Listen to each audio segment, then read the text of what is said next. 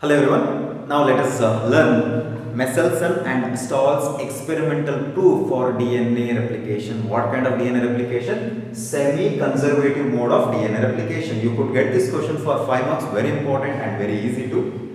We just write. It could be asked for 5 marks, and this particular experiment was conducted in the year. We'll write here 1958. Okay, just do remember this. Before they proved that the DNA undergoes semi-conservative mode of replication, it was believed that the DNA could replicate in a different manner. Let me just write the types. The DNA replication. The first type is we just write a DNA. This is the DNA, and you could see two strands. These two strands are nothing but parental strand, and now they just produce the parental strand itself, like that. So this is actually the DNA duplication takes place. After actually reaching the maximum length, they detach from each other, and actually, this is now goes to new cell. This actually retains in the cell, or maybe in the other daughter cell, like that. So this is the thing to remember. See, the parental strand itself, the information is now being copied. That direct, the parental strand will produce the same parental strand, like that. Okay, so there is no separation of the strand. This is actually called as conservative mode of DNA replication. Conservative. See, parental strands are being conserved in the daughter cells. That is actually conservative. Whereas another type is semi-conservative. We all know that. Okay, so what we want to do is, so this is actually the two are parental strand. Now what's going to happen? Okay, so these two are parental strand. So during the replication process, they separate from each other. See, the two strands are being separated, and for each parental strand, a new strand is synthesized. See, I am using pink color. So how many DNAs are produced now? 2 DNAs. In this case also 2 DNA, but parental strands are retained. In this case, the parental strands are actually separated from each other, and in the new DNA you could see one parental strand and one newly synthesized strand. Same right here also. So this is semi-conservative mode, half conservative mode. Okay, the parental strand is only 50% in a new DNA. In this case also 50%. Got it? So this is the thing, semi-conservative. Another one is dispersive. We just write dispersive. It was believed that the DNA could undergo dispersive mode of replication. Let us see how. So this is actually the parental strands now. Okay, so this is the parental strand. In this case, at some intervals, see here, at some intervals of the DNA, a new strand is synthesized. See here, a new strand is synthesized. Okay, somewhere else in the middle of the DNA.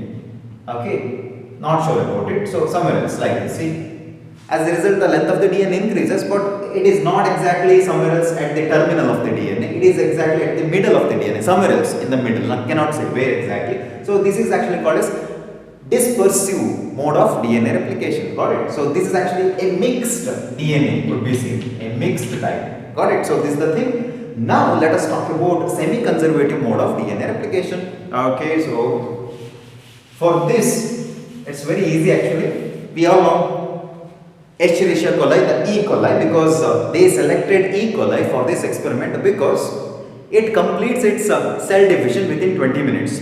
So within 20 minutes, it will produce 2 E. coli or bacteria. Correct? They did not take or select the human cells because you know that it requires 24 hours for the completion of cell division. And moreover, E. coli can be easily grown in laboratory conditions like in vitro. Very simple. You need a petri plate and put some medium for the growth of the E. coli and put some E. coli. They divide within 20 minutes. The number doubles.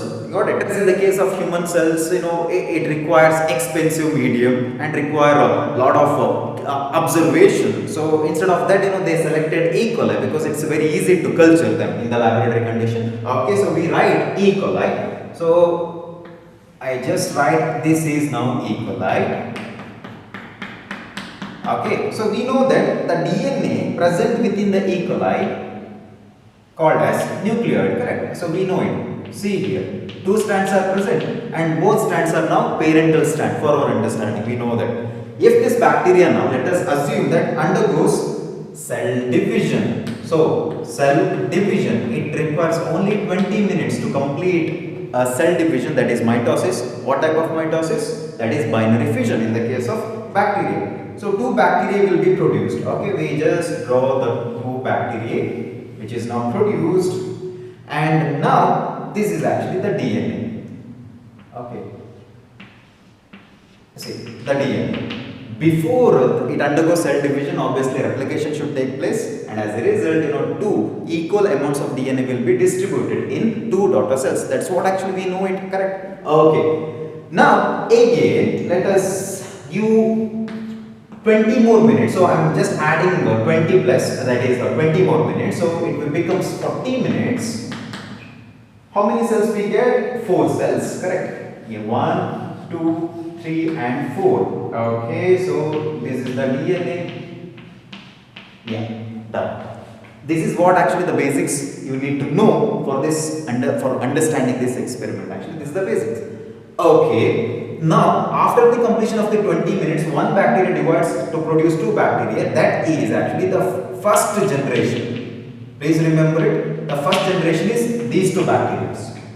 Whereas this is the second generation. Second generation in the sense, after 40 minutes you get 4 cells in a Petri plate. You started with single bacteria, and ultimately after 40 minutes you get 4 bacteria. That's it. So this is actually the basic to understand. Okay, now let us start the experiment. For this, what we need is date. Okay, so need a Petri plate. This Petri plate containing a liquid, we just use white color itself. Liquid, that is actually the solution, which contains heavy isotope of the nitrogen.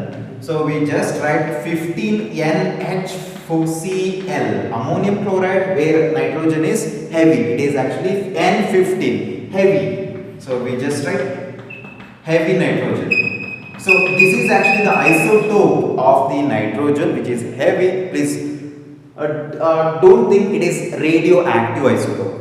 This is normal isotope, not radioactive. Please remember this point. Don't write radioactive isotope in this experiment. Okay, when you are writing in the examination, it is only heavy nitrogen. Radioactive, it is not radioactive isotope. Got it? It's normal isotope. Chalo. So then I'm going to just put one E. coli. We started only one actually. Okay, so they grew the E. coli cells in a Petri plate containing ammonium chloride, where nitrogen is heavy, that is N15, heavy isotope. Okay, now we know that it's going to complete its first generation. Obviously, before that, I just want to tell you that here this bacteria, this particular bacteria, okay, I have used blue color. So this bacteria, obviously, like before the experiment. So from here onwards the experiment starts. Before the experiment, obviously, you need to keep it for about 1 day. Why? Because this DNA undergoes replication, correct? Replication means elongation of the DNA, duplication of the DNA. So we know semi-conservative means along with the parental strand, there is one newly synthesized strand. These newly synthesized strand, for example, they separate, and this is now newly synthesized strand. See, the newly synthesized strand means actually it is nothing but production of new nitrogenous bases, which should be complementary to parental nitrogenous bases, correct? Okay, so these new nitrogenous bases now take up this 15N. That's it. So that means newly synthesized strands will be heavy because it has already taken the N15, heavy isotope of the nitrogen. So now this is now newly synthesized strands are called as heavy DNA because it has taken up N15. Whereas the blue one, the parental strands, are normal DNA because it did not take up the N15. This is the thing. Got it? It will not take up. Only newly synthesized strands will take up. Okay. They just left it for about a day because they wanted two strands. Whatever the DNA which is present in the E. coli should contain heavy DNA. That means should take up the N15. This is actually they needed before they started the experiment. So let us assume that this E. coli now actually produces, let us say, after 1 day, there will be thousands of E. coli. So we say let us say 6th generation. Okay, I'm not talking about the experiment, I'm just talking about what's happening within this Petri plate before the experiment. Let us say if the sixth generation E. coli would contain, so this is the sixth generation E. coli, would contain two DNA strands and both the DNA strands are heavy. So can I write here that, see, these two strands are now N15, N15. So I call this as heavy DNA. How did they know that this E. coli has heavy DNA inside its cytoplasm? Simple, they used one method which is actually called as centrifugation method. For that, what we need is, we need a test tube. Yes, even actually they took the test tube which was containing liquid solution. Actually, I need to use red color solution. That solution is cesium chloride. Please remember it, cesium chloride. Okay, so cesium chloride normally used for the separation of the molecules. It could be proteins, it could be RNA, it could be DNA. It is based on density gradient. Why it is density gradient? See here, now compare, this is the normal DNA. Before it was introduced into the ammonium chloride which containing heavy isotope of the nitrogen, it was normal, correct? But now it has taken up the heavy nitrogen and became heavy DNA. So now can you differentiate between this DNA and this DNA? Obviously, right? It has got more density compared to this. So if the density of the molecule is more, obviously it's going to settle here in the test tube containing cesium chloride. Whereas if the molecule is lighter, like having low density, then it's going to settle at the top. If it is intermediate, like it is not exactly light, it is not exactly heavy, so it's going to settle at the center. This is the thing. Okay, so obviously the answer would be correct. So I cannot use a pink color because you cannot see it, so I am going to use white color for this. The heavy DNA, you could see two strands of the heavy DNA of this particular culture will settle here. That is actually at the bottom of the test tube after centrifugation. Hope you know what is centrifugation. These test tubes were spun at a very high rate and ultimately this one, what you call the DNA, heavy DNA, got settled at the bottom of the cesium chloride. So please remember it, separation of the DNA, or like sorry, not separation, categorization or distinguishing DNA based on, it is mainly based on density gradient method. Please remember it, very important, gradient method. So Michelson and Stahl used cesium chloride to separate, to see the heavy DNA and light DNA based on density gradient. Hope you understood why it is this density. More the density, it's going to settle at the bottom, whereas less the density, it's going to settle at the top. If it is intermediate, it's going to settle at or in the middle. Got it? Of the test tube. Actually, they came to know that okay, so this E. coli has taken up the N15 and now it settled at the bottom. So it was confirmed. Now they introduced this sixth generation which is containing heavy DNA. Both the strands are heavy DNA into another Petri plate. Now this Petri plate was containing, okay, we use white color itself, containing another solution that is same actually ammonium chloride itself, but see here where the N, the nitrogen is 14. So it is actually compared to this nitrogen, it is lighter, correct? So the density will be low compared to 15N or N15. This is N14. Okay, they introduced into another solution now. Which one? The DNA, which is heavy DNA containing like the E. coli containing heavy DNA. Now they are introduced into another Petri plate. Okay, so we used a purple color. So we used a pink color inside because this is actually the heavy DNA E. coli. Now what is going to happen? Again before the cell division, same, right? So before the cell division they are going to actually random replication. Replication means this is now new strands, correct? New strands. Now can you tell me the answer? These new strands will contain N14 or N15? N14, correct? It will not take up N15 because the solution is now changed, which is containing N14. So now this particular strand is containing, we just draw here, the newly synthesized strands containing one parental strand which is now heavy, and other one is, we use white color, that is actually light. Why it is heavy? Because it is parental strand which was already introduced to 15 15 NH4Cl, okay, that is 15N, whereas lighter one is actually N14, lighter density. Got it? So this is light DNA. Done. Okay. How many cells you are going to get from this single E. coli in this particular petri plate? 2. That's what I said. Got it? So now we will separate them using centrifugation technique. See, test tube, simple, same again. They wanted to know like, okay, which type of DNA is present, heavy DNA or light DNA in the daughter cells. So let us say that we use white, okay, red color, cesium chloride, again centrifugation density gradient method. Okay, so now the two bacteria is like the cell membrane or cell wall, peptidoglycan, everything is now removed from the E. coli. So only genetic material, the DNA, is now introduced into this cesium chloride and it was spun at a very high rate. And now what you could see is, I think better I use pink color. The pink color is for lighter DNA, and I will, oh sorry, this should be N15. It's okay. Okay, understood this, right? Okay.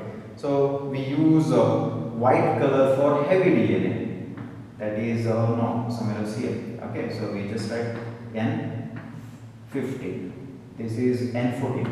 Okay, so what you could see is intermediate DNA. One parental DNA which is already containing N15 heavy. The other one is the daughter or like newly synthesized DNA strand which is actually containing light nitrogen N14. So this is now called as hybrid. If the DNA is containing two different strands are same actually, but nitrogen. Okay, one is 15, other one is 14. Then obviously it is called as hybrid DNA or intermediate DNA. Both are correct. Hybrid DNA. It settles at the center of the test tube. So it was like proved that okay, so DNA is now actually undergoing semi-conservative mode of DNA replication. Correct. That means N15 is now being carried to the daughter cell. One strand which is containing 15N heavy DNA is still present, but another newly synthesized strand is not containing N15. Instead of that, it is containing N14. Got it? After the introduction of into NH4Cl where N is 14. So that's what actually the thing. Got it? Okay. Now they continued this experiment. Okay, so they just this is actually 20 minutes. It's same. I'm going parallel. Now they continued this. They did not actually introduce these cells containing hybrid DNA into another solution. Nothing else. They just left it as it is for another 20 more minutes. That is 40 minutes total. Total 40 minutes. The experiment duration. Okay, so we just draw the petri plate. It is not a new petri plate or not a new solution to same. That is NH4Cl where N is 14. Normal isotope, normal DNA. It's going to be normal DNA. So here we just draw the E. coli. How many E. coli? Okay, not necessary actually. No, see we have got 4 E. coli in one petri plate now. That is actually in 14 NH4Cl.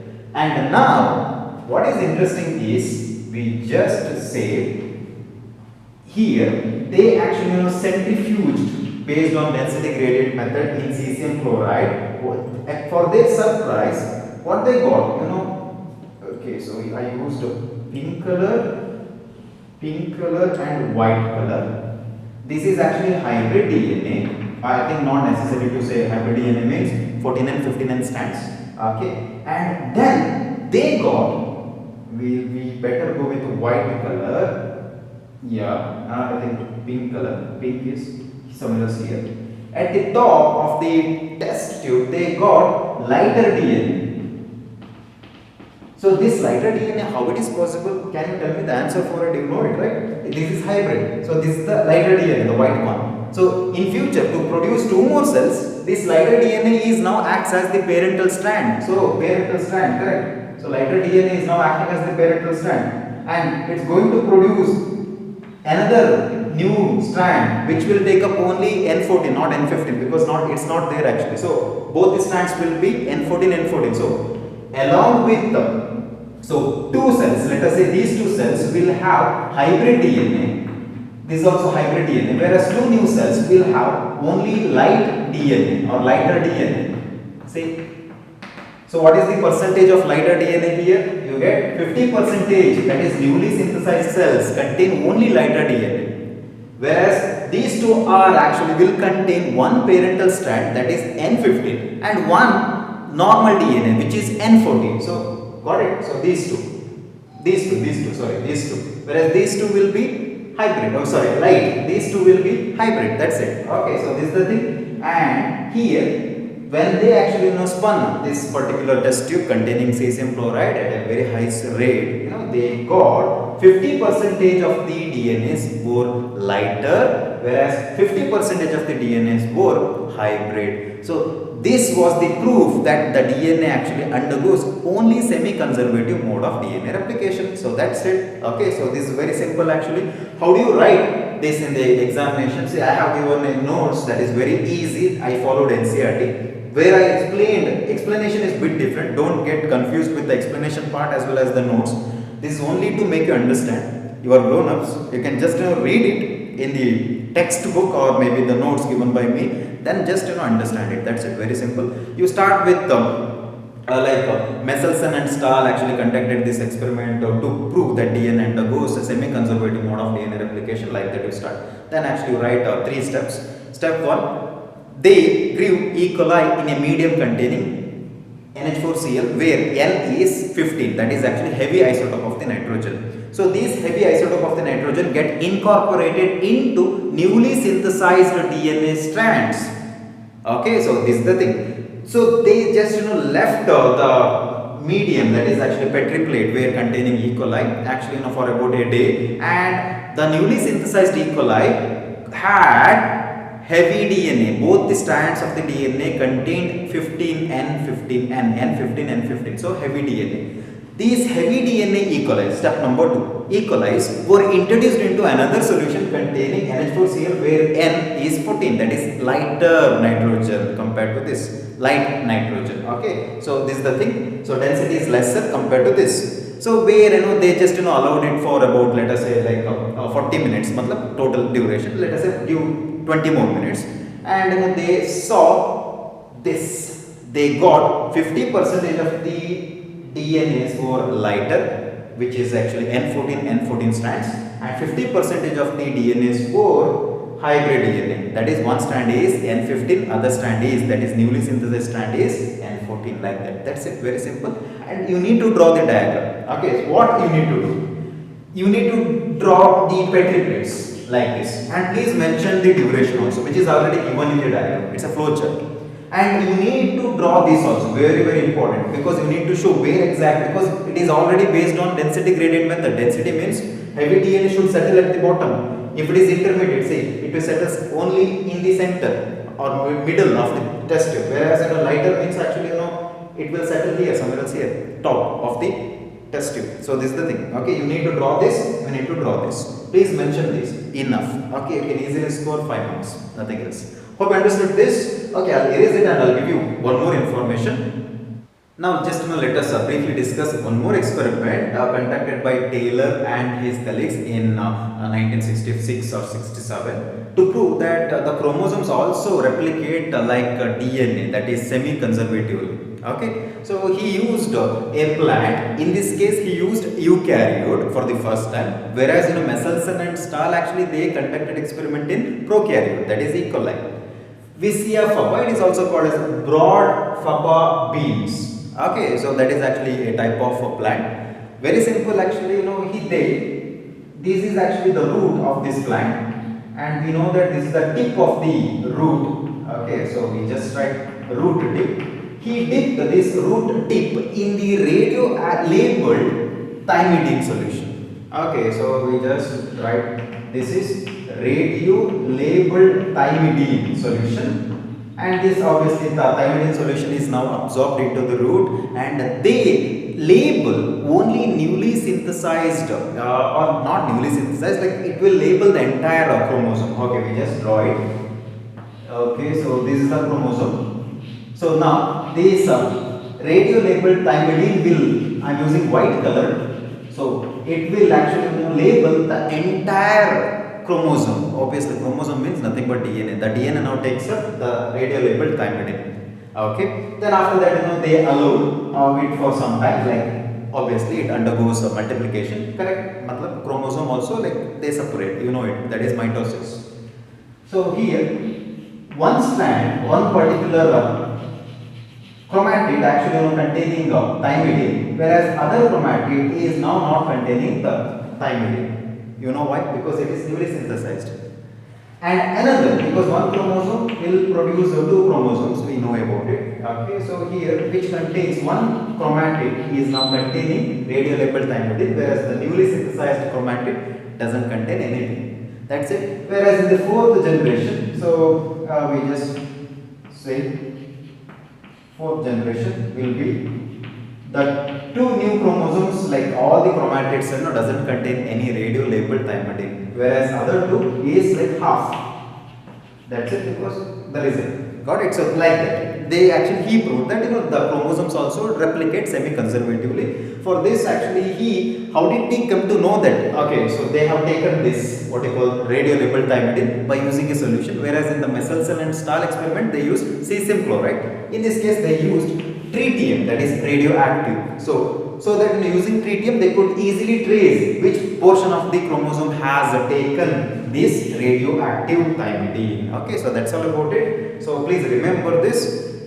Taylor and his colleagues conducted this experiment to prove that chromosomes also replicate semi-conservatively. That's all about it. In our next session, we are going to talk about DNA replication. That is the mechanism. We need to learn different types of enzymes like polymerase, DNA-dependent polymerase enzymes. There are so many enzymes are there. Okay, so we will learn about it. Hope you understood these concepts.